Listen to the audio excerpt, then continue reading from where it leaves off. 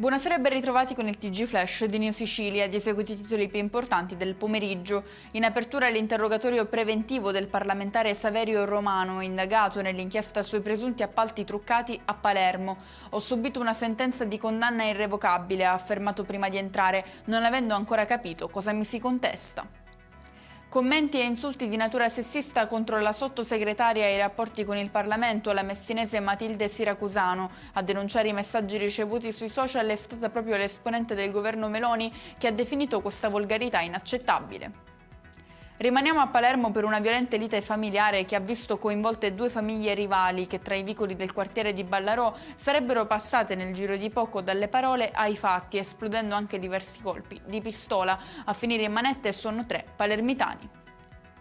Approda nel mondo della scuola Odino, una nuova piattaforma di intelligenza artificiale creata per semplificare il lavoro quotidiano degli insegnanti, alleggerendoli dalle attività ripetitive e burocratiche. A ideare il progetto sono stati Vincenzo Lorea e Salvatore Borzì, 2 imprenditori siciliani.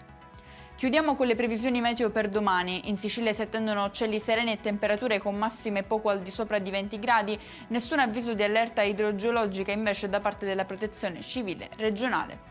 E con questo è tutto, prossimo appuntamento domani alle 13:30. Grazie per averci seguito, buon proseguimento di serata.